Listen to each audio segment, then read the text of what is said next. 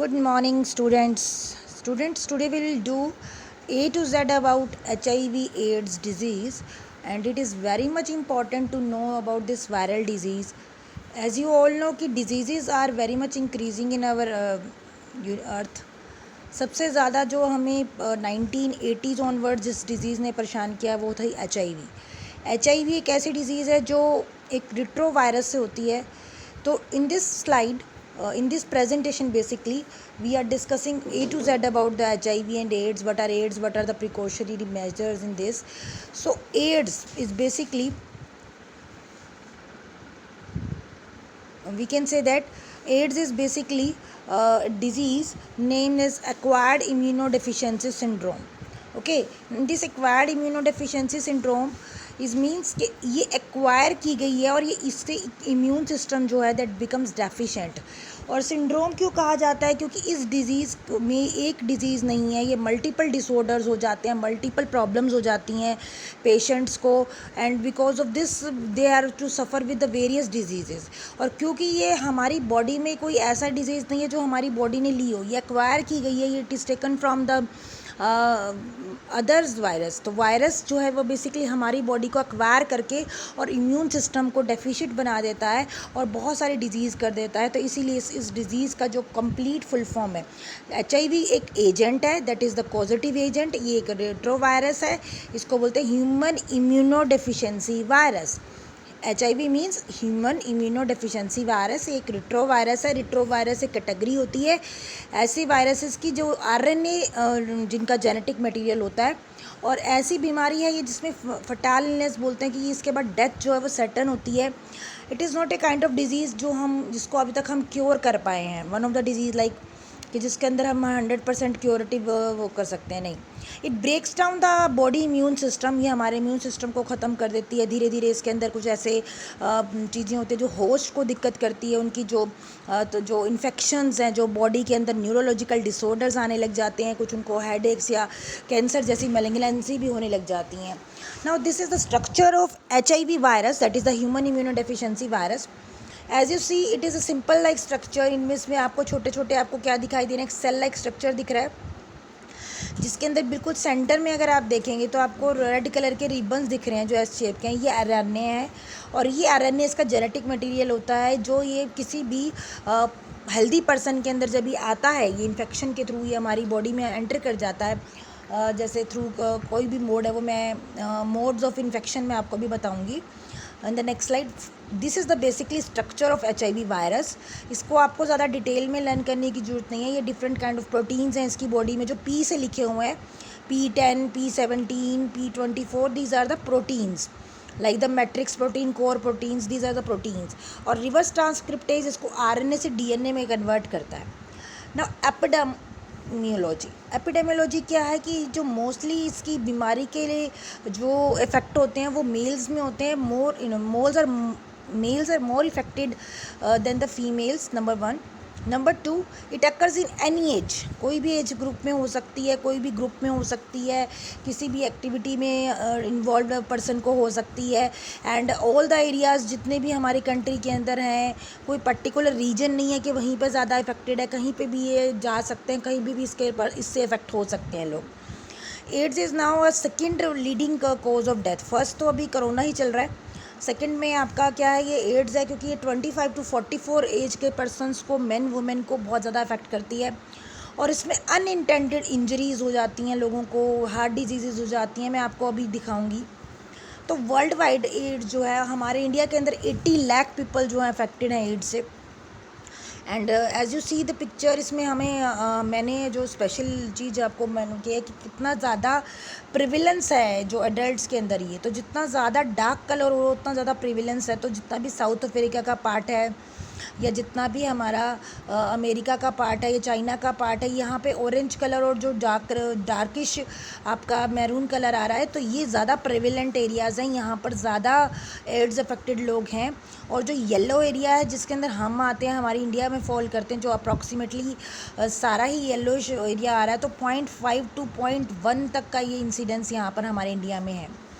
India का ये map है, एड्स का मैप जो मैं बता रही हूँ, इसके अंदर आप ध्यान से देखें तो ये जो स्टेट्स हैं यहाँ पर ज़्यादा केसेस हैं। लाइक आपको दिख रहा है असम है, मिज़ोरम, मणिपुर, नागालैंड है, तमिलनाडु है, ठीक है। These are the areas which are very much affected. और इनके अंदर कर्नाटका, गोवा है, यहाँ पर भी बहुत केसेस हैं, आंध्र प्रदेश है। तो ये एड्स का मैप है। तो मोड ऑफ ट्रांसमिशन बहुत इंपॉर्टेंट है ये आपका। 2006 का ये हमारा पाई चार्ट है। इसके अकॉर्डिंग हम जो मोड ऑफ ट्रांसमिटेंस है कि मतलब ये एड्स का जो वायरस है ये कैसे हमारी बॉडी में ट्रांसमिट करता है, तो उसके जो 4-5 वेज हैं, ठीक है। वो 5 मोड्स क्या क्या हैं। सेक्सुअली ये ट्रांसमिट करता है, ये हमारे ब्लड के थ्रू ट्रांसप्लांट करता है। अगर ब्लड का कहीं ट्रांसफ्यूज़न हो रहा है किसी हेल्दी पर्सन के अंदर, एड्स के अफेक्टेड पर्सन का ब्लड जा रहा है, तो वो 2% आ रहा है।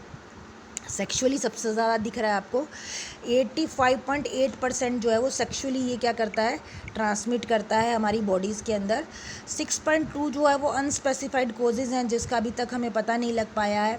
इंजेक्शंस के थ्रू, सिरेंजेस के थ्रू 2.2% जा रहा है, और माँ से बच्चों के अंदर 3.8% जा रहा है।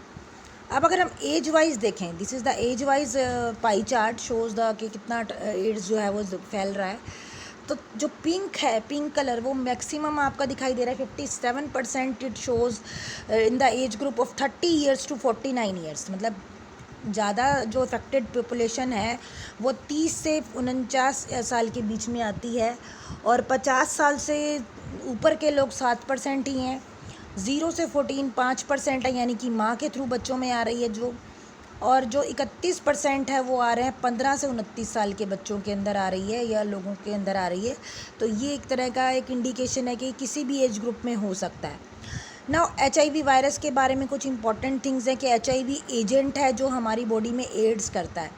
तो ये जो है ये RNA वायरस है, मैंने आपको भी पहले भी बताया था, इसको हम रिट्रो वायरस की कैटेगरी में लेते हैं। ये बहुत जल्दी रेप्लिकेट करता है, एक्टिवली रेप्लिकेट करके डिवाइड करता है T4 लिम्फोसाइट्स को। इसकी एक एबिलिटी है कि ये डिस्ट्रॉय कर देता है हेल्पर T सेल्स को, ख़त्म कर देता है, जो हमारी बॉडी के अंदर इम्यून सिस्टम को मेंटेन रखते हैं। तो ये आपको पता होना चाहिए कि ये इसकी वजह से हमारा इम्यून डेफिशिएंट हो जाता है, इम्यून सिस्टम ख़त्म हो जाता है। तो एक पर्सन जो है वो रिजर्वायर भी हो सकता है, उसकी बॉडी में लाइफ लॉन्ग वो रह सकता है, और उसको कोई सिम्टम भी नहीं आते पूरी लाइफ के दौरान। तो एक तरीके से वो एक तरीके से क्या हो गया, आपका कैरियर या रिजर्वायर हो गया। मतलब उसको इफेक्ट नहीं आ रहा, बट वो किसी और को अफेक्ट कर सकता है। सोर्स कहाँ से वो आ रहा है, तो वायरस का जो सोर्स है वो हमारे जो फाउंड किया गया है लार्जर कंसंट्रेशन में, वो ब्लड में मिलता है, या हमारे जो ब्रेन के अंदर जो सेरिब्रल स्पाइनल फ्लूइड होता है, ब्रेन के अंदर एक फ्लूइड होता है, उसके अंदर उसको बोलते हैं CSF, सेरिब्रो स्पाइनल फ्लूइड। इसके अंदर ये पाया जाता है, या सीमन के अंदर ये पाया जाता है। तो सीमन्स के थ्रू, यानी कि जो रिप्रोडक्टिवली मैंने आपको बताया कि 85.8% ये मेल से फीमेल्स में जा रहा है। तो ये सेक्सुअली फैलता है। देन लोअर कंसंट्रेशन में ये हमारे टीयर्स में मिलता है, सलाइवा में मिलता है, ब्रेस्ट मिल्क में जो मदर्स अपने बच्चों को फीड करवाती हैं, अगर वो कहीं से इन्फेक्टेड हो गई हैं तो उनके बाद जो अगर वो ब्रेस्ट फीडिंग करवाती हैं तो उनके बच्चों को जा सकता है। यूरिन के थ्रू ये पास हो सकता है, सर्विकल कैंसर हो सकता है, वजाइनल सिक्रीशंस के थ्रू भी ये फैल सकता है फीमेल्स टू मेल्स में। अब कुछ ब्रेन टिश्यूज़ के अंदर, लिम्फ नोड्स के अंदर ये ज़्यादा डेवलप करके वहाँ ग्रो करता है और हमारे इम्यून सिस्टम को ख़राब करता है। तो हाउएवर ब्लड और सीमन्स जो हैं वो ज़्यादा इसको ट्रांसमिट करते हैं। तो ये आपका HIV जो है वो एक डायग्रामेटिकली शो कर रही हूँ मैं कि सलाइवा में अगर हम किसी के साथ बैठ के खाना खाते हैं तो उससे हम सिर्फ 1% चांसेस हैं, बहुत कम चांसेस हैं। सबसे ज़्यादा चांसेस हैं ब्लड के थ्रू ट्रांसमिट करने के, यानी ब्लड अगर हम ट्रांसफ्यूट हो रहा है तो वो उसकी वजह से सबसे ज़्यादा वो HIV जो है वो फैलता है हमारी बॉडी से दूसरी इन्फेक्टेड पर्सन की बॉडी से हेल्दी पर्सन में जाता है। सीमन्स के थ्रू 11,000, वजाइनल फ्लूइड के थ्रू 7,000, एम्नियोटिक फ्लूइड यानी कि माँ से बच्चों के अंदर, क्योंकि एम्नियोटिक फ्लूइड क्या होता है, ये हमारे प्लेसेंटा के अंदर जो लेडीज़ होती हैं उनके प्लेसेंटा में एक फ्लूइड होता है जो जिससे बच्चों को खाना मिलता है, नरिशमेंट मिलता है। तो through that fluid also from mother to their children they will go get the infection. Now host body जो होती है, होस्ट बॉडी क्या हुई, जैसे जिसको जो इन्फेक्टेड पर्सन है वो उसकी जो एज है वो सेक्सुअली एक्टिव रहता है 49 ईयर्स तक। तो उस टाइम पे अगर वो सेक्स करते हैं with the viable healthy person तो they will get the infection. Then high risk group कौन कौन से हैं, जैसे मेल है, होमोसेक्सुअल्स है, मेल मेल आपस में करें, या हेट्रोसेक्सुअल पार्टनर्स हैं, या एक से ज़्यादा पार्टनर रखते हैं, या जो लोग ड्रग्स लेते हैं, ड्रग एब्यूज़र्स हैं। ड्रग एब्यूज़र्स कौन से होते हैं कि वो एक ही सिरेंज से कई लोग नशा करते हैं, थोड़ा थोड़ा लगाते रहते हैं, तो वो सिरेंजेस में से थ्रू ब्लड के थ्रू उनकी बॉडी में ट्रांसमिट कर जाता है। ब्लड ट्रांसफ्यूज़न है, जिनको आदत होती है कि वो ब्लड देते हैं तो वो ट्रांसफ्यूज़न करते रहते हैं, या जिन लोगों को थैलीसीमिया है, या जिनको कोई ऐसी बीमारी है जिनको ब्लड बारी बारी चढ़ाना पड़ता है और उनके ब्लड में वो आ गया, HIV आ गया, तो वो भी इस तरीके से इन्फेक्टेड हो सकते हैं। हीमोफीलिया के मरीज़ हैं, या वो मरीज़ है जिनको सेक्सुअल ट्रांसमिटेड डिजीज़ हैं, जिनको सेक्स के थ्रू डिजीज़ आ गई हैं उनकी वजाइना के अंदर, या उनको कैंसर हो गया है, या इस तरह की प्रॉब्लम्स हैं, तो वो हो जाता है। तो this is the most important slide you can see then how the HIV transmitted from a infected person to a healthy person. अगर कहीं ओपन कट था और ओपन कट में उसका ब्लड वहाँ पे पहुँच गया, या ब्लड से वहाँ पे रिट्रोवायरस जो है वो उनको एंटर कर जाएगा, या स्किन के थ्रू चला जाएगा अगर स्किन कहीं कटी हुई है, म्यूकस मेम्ब्रेन कटी हुई है, या डायरेक्ट हमारा क्या होगा, इंजेक्शन लगा दिए गए हैं। सेक्सुअल कॉन्टैक्ट तो मैंने अभी आपको बताया कि एक बहुत बड़ा रीज़न है जिसकी वजह से ट्रांसमिशन हो रहा है, male to male, female to male, या vice versa, female to female. Blood exposure जो मैंने आपको बताया कि इंजेक्शंस के थ्रू जो नीडल शेयरिंग होती है, इसलिए आजकल आपको डिस्पोजलेबल नीडल्स की बात की जाती है कि needle should be use, disposal syringes should be use. Occupational जो एक्सपोजर होता है वो भी इफ़ेक्ट करता है, और जिनका ट्रांसफ्यूज़न होता रहता है बारी बारी ब्लड का किडनी की वजह से, या जिनको ऐसी कोई प्रॉब्लम्स हैं उनको भी दिक्कत रह सकती है ये चीज़ की। फिर पेरिनेटल का मतलब क्या हुआ, माँ से बच्चे में, ठीक है ना, माँ के थ्रू बच्चे में जा रहा है, या ब्रेस्ट फीडिंग के थ्रू जा रहा है। देन अदर क्या हो सकता है, ऑक्यूपेशनल ट्रांसमिशन है, जैसे कोई हेल्थ केयर वर्कर है, उसका टीके लगाने का काम है, या कोई इस तरीके की एक्टिविटी करते हैं जिनको में उनको ब्लेड्स को, या उनको किसी के ब्लड के कांटेक्ट में आ जाते हैं तो स्किन अगर उनकी कहीं कटी हुई है तो उनको ये इफेक्ट हो सकता है। लेबोरेटरी के में काम करने वालों को हो सकता है, क्योंकि उनको HIV ब्लड सैंपल वो लोग लेते रहते हैं, तो उसकी वजह से उनको बॉडी में HIV कहीं जा सकता है।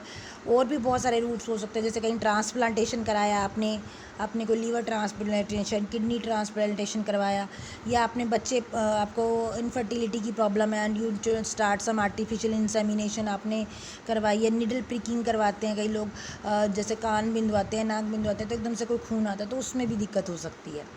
अब इंक्यूबेशन पीरियड क्या है HIV वायरस का, कितने दिन में इंक्यूबेशन पीरियड क्या होता है, what do you mean by incubation period? It is a time elapsed through which a person get affect, जब उसको इन्फेक्शन के लिए कोई पॉजिटिव एजेंट उसकी बॉडी में एंटर करता है, and the time up to which it gets the symptoms, और जब तक उसको सिम्टम्स अवेलेबल होते हैं, उसको उस बीमारी के सिम्टम्स आते हैं, तब तक उस पीरियड को इंक्यूबेशन पीरियड बोलते हैं। तो वो कुछ मंथ से कुछ 10 ईयर्स भी हो सकता है, 14 दिन का वैसे मेनली होता है, और महीने तक जा सकता है। कुछ इंक्यूबेशन पीरियड में डेवलप करता है कि उसका HIV जो वायरस है वो उसके कौन से बॉडी पार्ट में इन्फेक्ट कर रहा है, कौन से बॉडी पार्ट में ग्रो कर रहा है, या कितना RNA वायरस अभी रिट्रोविल मतलब DNA में रेप्लिकेट हुआ है। हाउएवर ये एक एस्टिमेशन है that 75% of the people infected with HIV will develop AIDS at the end of 10 years. 10 साल के अंदर अंदर उनको मिल जाती है एड्स की बीमारी अगर इन्फेक्शन हो जाता है तो। HIV इन्फेक्टेड T सेल्स कहाँ से आते हैं, ये हमारी बॉडी के अंदर जब हमारा वायरस एंटर किया, देखिए HIV वायरस बहुत छोटा होता है, ये हमारे वो पाँचों के पाँचों मोड्स हैं, उन मोड्स के थ्रू हमारी बॉडी में एंटर किया। एंटर करने के बाद ये T सेल जो होते हैं हमारे, जो ये T सेल्स होते हैं ये हमारे लिम्फोसाइट्स में होते हैं, ये हमारी लिम्फ नोड्स में होते हैं, जो हमारी बॉडी को क्या करते हैं, सिक्योर करते हैं, इम्यून सिस्टम को डेवलप करके रखती हैं। तो ये उसमें एंटर कर गया, एंटर करने के बाद ये क्या बन गया, इन्फेक्टेड T सेल बन गया बेटा। इन्फेक्टेड T सेल का कलर धीरे धीरे चेंज होगा, और उसने उस पूरे वायरस ने उसको क्या करा, उसका जो वो था उसको स्ट्रक्चर ही चेंज कर दिया, वो नया HIV वायरस बन गया। और वो वायरस इस तरीके से, जिस तरीके से आपको नीचे वाली पिक्चर दिख रही है, इस तरीके से ब्लड में चला गया, ब्लड से वो कहीं पे भी हमारा मूव कर सकता है। देन क्लिनिकल मैनिफेस्टेशंस हैं दैट पहले इनिशियल स्टेज पे इन्फेक्शन होगा, देन कुछ में एसिम्प्टोमेटिक कैरियर स्टेट आएगी, देन एड्स अपने साथ साथ और बीमारियां रिलेट करेगा, कॉम्प्लेक्स बनाएगा जिसको हम ARC बोलते हैं, एड्स रिलेटेड कॉम्प्लेक्स। और आखिरी में एड्स में क्या होगा, हमारा इम्यून सिस्टम डेफिशिएंट हो जाएगा, इम्यून सिस्टम की प्रॉब्लम हो जाएगी, T सेल्स इफेक्ट होंगे। Now, discussing in the detail that what is the initial infection occurs in the persons. Initially तो क्या होता है कि सिर्फ फीवर होगा, गला हमारा ख़राब होगा, जैसे जितने भी हमारे वायरल डिजीज़ होती हैं उनमें हमें बुखार ज़रूर आता है, बहुत तेज़ बुखार आ सकता है 102 103 तक, हमारा गला बहुत ज़्यादा पक सकता है, दर्द हो सकता है, रैशेज़ हो सकते हैं, रेडनेस हो सकती है। 70% जो लोग होते हैं उनमें इस तरह के इन्फेक्शंस की प्रॉब्लम आती हैं पहले 14 दिन के अंदर या कुछ हफ्तों के अंदर, 3-4 हफ्तों के अंदर इस तरीके से इन्फेक्शन आता है और उनको कोई सिम्टम्स 5 साल तक ना आए, ये भी ऐसा कई जगह पर देखा गया है। अब इन्फेक्शन जो आ गया हमारी बॉडी में, एक बार वो आ गया तो हमारी बॉडी के अंदर रहेगा और ग्रो करता रहेगा। तो जब कोई इन्फेक्शन हमारी बॉडी में एंटर आता है तो उसमें एंटीबॉडीज़ बनती हैं। जब भी हमारी बॉडी में कोई एंटीजन आएगा, बाहर से कोई वायरस आएगा, कोई एंट्री करेगा, तो उसके रिस्पॉन्स में कुछ एंटीबॉडीज़ बनेंगी। तो एंटीबॉडी रिस्पॉन्स जो होगा वो जल्दी नहीं होता, 2 से 12 वीक लग सकते हैं। 2 से 12 वीक का मतलब है 14 दिन से लेकर आपके 198 दिन तक का आपको टाइम लग सकता है आपकी बॉडी में एंटीबॉडीज़ बनने का। और उसी पीरियड को हम क्या बोलते हैं, विंडो पीरियड बोलते हैं। उस पीरियड में अगर आप टेस्ट भी कराते हैं तो आपका टेस्ट नेगेटिव आता है, यानी जब तक एंटीबॉडीज़ नहीं बनेंगी तो टेस्ट नेगेटिव आएगा। अब क्या HIV वायरस जो है, HIV इन्फेक्शन है और एंटीबॉडी रिस्पॉन्स है, कि इसकी हमें बताना है कि इनिशियल इन्फेक्शन में हमें कोई एंटीबॉडीज़ नहीं बनेंगी हमारी बॉडी में, हमें माइल्ड सा फीवर आएगा या कोई हमें सिम्टम्स नहीं होंगे। फिर आएगी एक इंटरमीडिएट स्टेज, इनिशियल के बाद आती है हमारी इंटरमीडिएट स्टेज। तो देखो ये वायरस दिख रहा है रेड कलर से, हमें वायरस का इन्फेक्शन हुआ, पहले एकदम से कुछ नहीं हुआ, 6 महीने में एकदम से वो पीक पे पकड़ा। पहले वायरस जो है बड़ा एंटीबॉडी ज़ीरो थी, देखो आप, ब्लू कलर का एंटीबॉडी है और रेड कलर का क्या वायरस। अब लड़ाई होने से पहले वायरस ने अपनी सेना बढ़ा ली। अब 6 महीने तक क्या हुआ, हमारी सेना जो है वो अभी तक बनी नहीं थी, तो एकदम से उसने पीक पकड़ ली। 6 महीने के बाद धीरे धीरे बॉडीज़ ने हमारी बॉडीज़ जो हेल्पर T सेल्स हैं, जो लिम्फोनोड्स हैं, उन्होंने क्या किया, एंटीबॉडीज़ बनाना स्टार्ट किया। तो ब्लू कलर का एकदम से आपने देखा ग्राफ बढ़ा, इंक्रीज़ हुआ। और फिर एक टाइम पे हमें कोई सिम्टम्स नहीं आए, हमें लगा कि हम ठीक हो गए। तो वो बिल्कुल क्या होगा, एंटीबॉडीज स्ट्रेट जा रही हैं, बिल्कुल कांस्टेंट हो रही हैं। और उस पीरियड के अंदर हमारा वायरस जो है बिल्कुल लोअर फॉर्म पे है, बिल्कुल, क्योंकि उस टाइम पे वायरस जो है इनएक्टिव है, एक तरीके से उसने अपने ऊपर कैप्सूल बना लिया, वो कोई एक्टिविटी नहीं कर रहा, तो बिल्कुल शांत है। अब जब एंटीबॉडीज़ ने देखा कि कुछ भी नहीं हो रहा, तो एंटीबॉडीज़ का जो फॉर्मेशन था वो कम होने लगा। तो जैसे ही वो कम हुआ तो हमारी बीमारी बढ़ने लगी। अब वायरस ने देखा कि अभी अब तो कोई एंटीबॉडीज़ है नहीं, तो वो एकदम से फिर क्या होगा, एक्टिव हो गया और बढ़ गया। और उस टाइम पे हमारी बीमारी बढ़ गई, तीसरे स्टेज पे चली गई, 4th स्टेज पे चल गई। तो इस तरीके से 5 साल भी लग सकते हैं, 10 साल भी लग सकते हैं, 15 साल भी लग सकते हैं HIV इन्फेक्शन को। मोस्टली 3 से 6 हफ्ते के अंदर हमें इन्फेक्शन का पता लग जाता है, पर ज़्यादा जो डिटेल में पता लगता है वो 5 से 6 साल में पता लगता है। तो एक्यूट HIV सिंड्रोम क्या है, इसमें क्या होता है कि हमें फ़ीवर आएगा, वेट लॉस होगा, ये सिस्टमेटिक में होता है। अगर वो हमारे दिमाग में चला जाता है तो हमें हेडेक रहेगा, मेलेनाइटिस रहेगा, या हमें न्यूरोपैथिकल प्रॉब्लम रहेगी, हमारी नसों में प्रॉब्लम रहेगी। फेलेंजाइटिस क्या होता है कि हमारे जो सांस लेने की वो है उसके अंदर हमारी मतलब नाक के अंदर, या नाक के तो थ्रोट है, उसके अंदर हमारी प्रॉब्लम्स आ जाती हैं, फेलेंजाइटिस बोलते हैं उसको। गले के अंदर प्रॉब्लम आ जाए, थ्रोट हमारा सोर हो जाए, या हमारे गले में एकदम से टॉन्सिल्स बनने लग जाएं, थ्रैशेस बनने लग जाएं, तो वो भी हमारी प्रॉब्लम हो सकती है। लिम्फ नोड्स जो हैं वो सूज जाती हैं, उनमें सूजन आ जाती है, इसको बोलते हैं लिम्फेडेनोमेथेरेपी। स्किन के ऊपर लाल लाल कलर के चकत्ते बन जाए, रैशेज़ आ जाएँ, दर्द होना शुरू हो जाए एक तरीके से, वो हमारा भी ये एक सिम्टम्स है। इससे भी हमें लगता है कि हमारी बॉडी के अंदर कोई ऐसा वायरस आया है कि जो बॉडी को अफेक्ट कर रहा है। देन एसोफेगस, इसमें सोर्स बन जाते हैं गले के अंदर, बड़े बड़े मतलब सोर्स बन जाते हैं, आपसे स्वेलो नहीं किया जाता, कुछ खाया नहीं जाता। फिर हमारे लंग्स के अंदर जो हमारी मसल्स हैं उनके अंदर मायोलॉजिया आ जाता है, मसल्स ब्रेक डाउन होना शुरू हो जाता है, मसल्स वीक हो जाती हैं, लीवर और स्पिन इम्पैक्ट होता है, हम कुछ भी खाएंगे हमें वॉमिटिंग हो जाएगी, उल्टी आनी शुरू हो जाएगी, नोज़िया की इफेक्ट हो जाएगी। ये तो थे सिम्टोमेटिक, जिसमें सिम्टम आ रहे हैं। जो एसिम्टोमेटिक कैरियर स्टेट है, जिसमें हमें कोई सिम्टम ही नहीं आ रहे हैं, तो इन्फेक्टेड पर्सन में एंटीबॉडी तो बन गई, पर अब वो एंटीबॉडीज़ की वजह से कोई डिजीज़ हमारी बॉडी के अंदर दिखाई नहीं दे रही। तो सबसे ज़्यादा बस ये एक ही चीज़ आती है कि हमारे गले के जो लिम्फ नोड्स हैं वो हमारे भारी हो जाते हैं, उनमें स्वेलिंग आनी शुरू हो जाती है, और कोई चेंज हमारे को उसके अंदर दिखाई नहीं देता। फिर मैंने अभी आपको बताया था ARC, एड्स रिलेटेड कम्प्लेक्स। इसमें क्या होता है कि जब ये 10-5 साल के आसपास हमारा होता है, उस टाइम पे ये सिम्टम्स दिखाने लग जाते हैं, तो हमारा इम्यून सिस्टम ऑलमोस्ट डैमेज हो जाता है, इलनेस हो जाती है हमारी बॉडी को। अब हमें पता लगने लग जाता है कि सच में कोई बड़ी प्रॉब्लम हमारे साथ हुई है। जिसमें हमारा इम्यून सिस्टम बहुत वीक हो जाता है। इम्यून सिस्टम में जो एंटीबॉडीज़ हैं वो काम करना बंद कर देती हैं। अब हमारी एंटीबॉडीज़ जो हैं वो कोई भी काम एक्शन नहीं ले रही, ऑप्टिमिस्टिक रिलेशनशिप नहीं हो रहा, तो क्या हमें लगता है कि कुछ ऐसी प्रॉब्लम है। तो कैंसर भी कई बार हो जाता है और एड्स भी हो जाती है, कई बार दोनों भी हो जाते हैं, और कई बार सिर्फ एड्स ही ऐसा होता है जिसकी वजह से हमारी बॉडी में बहुत ज़्यादा दिक्कतें रहती हैं, जैसे कि हमें बारी बारी लूज़ मोशन रहेंगे, पानी हमारी बॉडी में नहीं रहेगा, हमें डायरिया हो जाएगा, फटीग हो जाएगा, फटीग में आपको प्रॉब्लम्स रहेंगी, मलेरिया हो, मेलेसी हो जाती है, मेलेसी एक बीमारी होती है जिसमें आपको कुछ याद नहीं रहता, लॉस ऑफ वेट हो जाता है बॉडी का, फीवर रहता है, रात भर आपकी बॉडी में से पानी निकलता है, नाइट स्वेट्स हो जाते हैं, इस तरीके की चीज़ें हमारी बॉडी में रहती हैं। ठीक है, तो ये तो आपका था आपका कि किस तरीके से एड्स रिलेटेड कॉम्प्लेक्स हमारा डेवलप करता है। कुछ सिम्टम्स जैसे मैंने अभी आपको बताया कि हमारी स्प्लीन बढ़ जाती है, हमारे गले के अंदर बड़ी बड़ी लिम्फ नोड्स हो जाती हैं, रैशेज़ होने लग जाते हैं ऑयल के अंदर, तो ये सब चीज़ें रहेंगी। उसके बाद है कॉमन मैनिफेस्टेशन क्या क्या है हमारी एड्स की वजह से। कॉमन मैनिफेस्टेशन का मतलब बीमारी का जो वो होगा उसके अंदर क्या है कि लंग इन्फेक्शन में जो स्पेशली हमारा निमोनिया हो जाता है, कैंडिसिस हो जाती है, स्किन के ऊपर लाल या वो चकत्ते बन जाते हैं, पिंपल्स आ जाते हैं, आपको दिखेगा।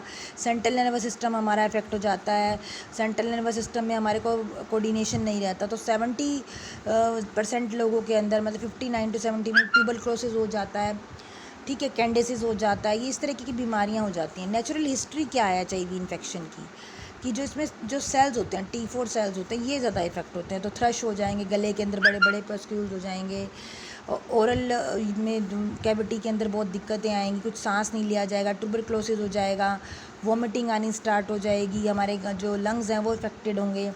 तो सबसे ज़्यादा ट्रश और ये चीज़ें रहती हैं, और मंथ्स के बाद ये चीज़ें बढ़ती जाती हैं, और धीरे धीरे ये क्या होगा हमारे इंटरनल ऑर्गन्स में इफेक्ट करेगी। तो ये देखो, ये स्किन के ऊपर जो चकत्ते की मैं बता रही थी जिसको हम कैप्सुलर कार्सो सार्कोमा बोलते हैं, तो इस तरीके से दिखेंगे। कैंडेसिस ऑफ माउथ के अंदर इस तरीके से ब्लिस्टर्स हो जाते हैं, जीभ के अंदर, ये गले के अंदर दिखा रखा है डीप, आप ध्यान से देखें, सारी लिम्फ नोड्स इसके स्वोलन हो जाती हैं। ये बॉडी टिश्यूज़ इस तरीके से सड़ने लग जाते हैं, इनमें जो डैमेज होना स्टार्ट हो जाता है। ये जो लड़की है इसका एक्सेसिव वेट लॉस हो गया है, और ये पर्सन है इसके जो लिम्फ नोड्स है जो गले के साथ में होते हैं, आपके लिम्फ नोड जो मैंने आपको उस डायग्राम में भी दिखाए थे, इस तरीके से अभी मैं डायग्राम दिखाती हूँ। इस जो ये वाला डायग्राम में देखो, ये जो लिम्फ नोड्स दिख रहे हैं, ये लिम्फोडेर्म्स, इस तरीके के जो आपके लिम्फ नोड्स हैं जो साइड में होते हैं गले के, इनमें क्या होती है, सूजन आ जाती है, तो ये सूज जाएंगे और इनका बहुत ज़्यादा इफेक्ट होगा। तो ये इसकी वजह से आप कुछ खा नहीं पाएंगे, सांस नहीं ले पाएंगे।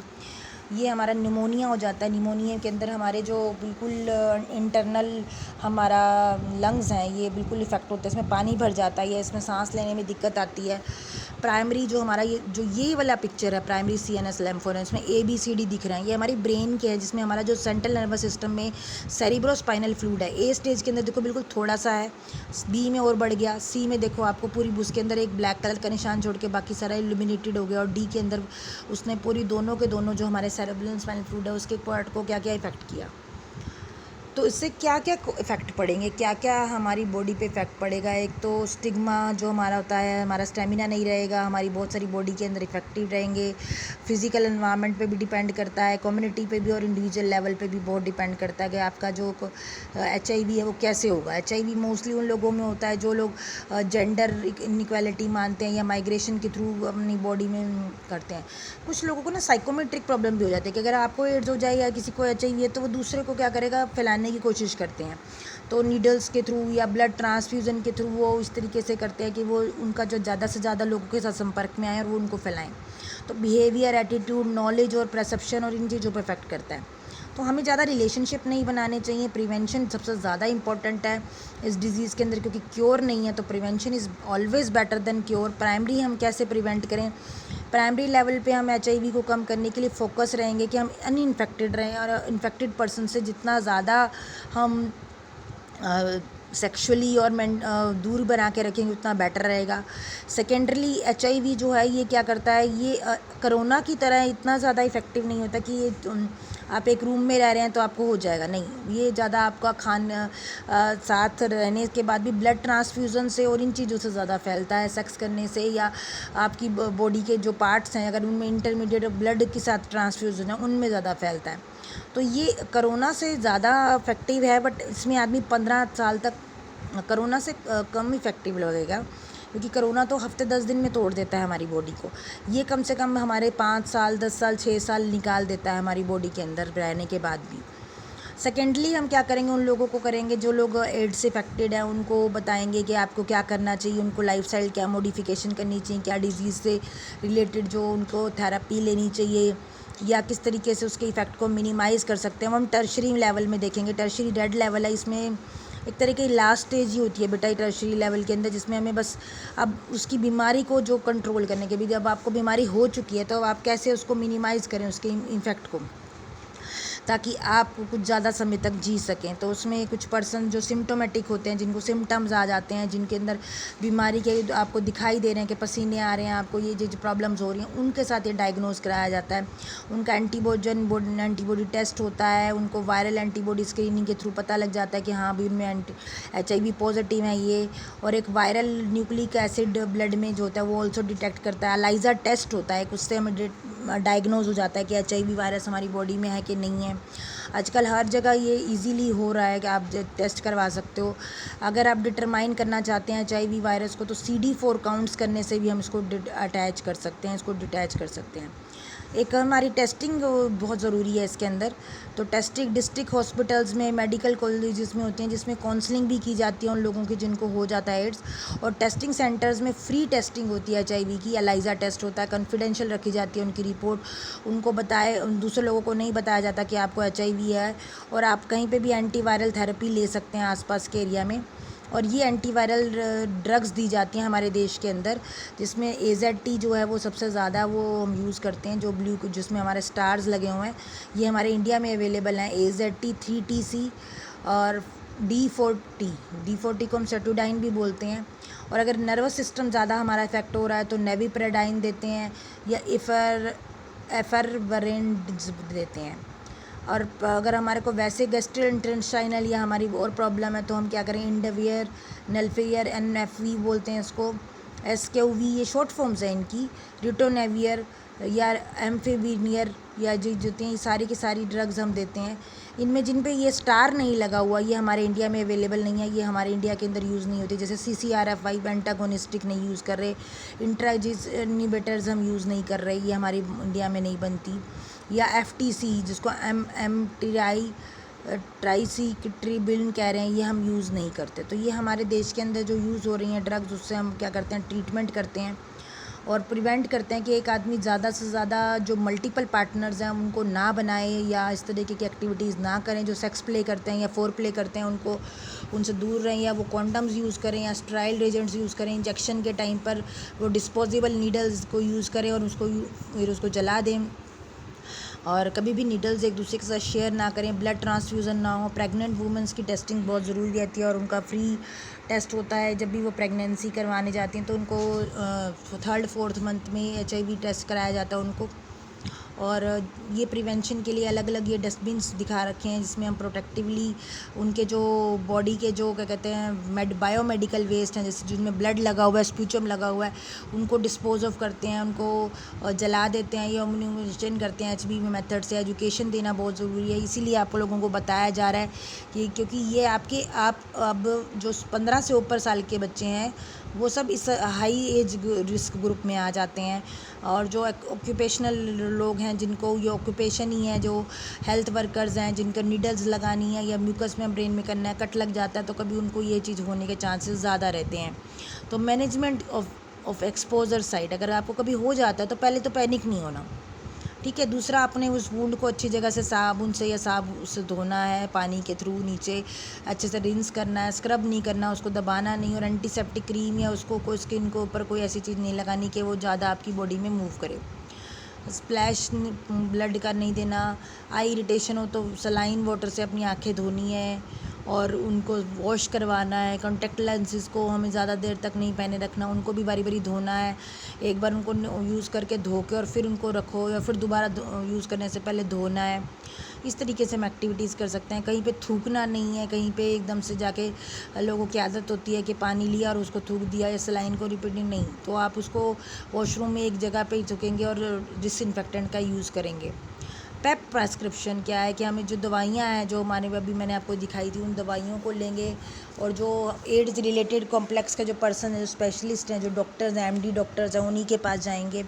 वो उनका टेस्ट करवाएंगे, एक्सपोजर का बताएंगे, उनकी स्टेज बताएंगे कि कौन सी स्टेज पर हैं, उनका बेसिक रेजीम चेक करेंगे, उनको देखेंगे कि भी कौन सा उनका रेजीम में आता है, कि वो उनको 2 ड्रग्स की कॉम्बिनेशन की ज़रूरत है या 3 ड्रग्स के कॉम्बिनेशन की ज़रूरत है। अगर उनका एडवांस स्टेज में है, अगर वो 3rd 4th स्टेज पे आ गए, 9-10 साल हो गए हैं, तो उस समय उनको 3 ड्रग्स के कॉम्बिनेशन देने पड़ेंगे।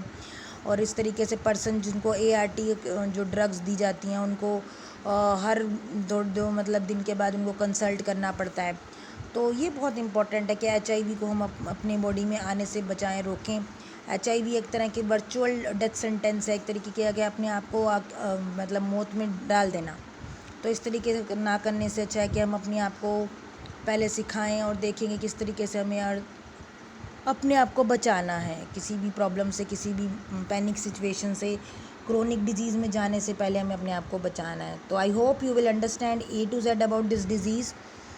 We have now 80 millions people more than, और बहुत जगह पर हैं, तो हमें इसको बचाना है। ये चिंपांजी से पहले डिज़ीज़ आई थी और आज ये डिज़ीज़ बहुत बढ़ती जा रही है, वर्ल्ड वाइड ये डिज़ीज़ डिसऑर्डर बन गई है, तो इसको कंट्रोल करना है। If you have any doubts you can ask me through the comment box, and I hope you understand the topic well. Thank you so much all.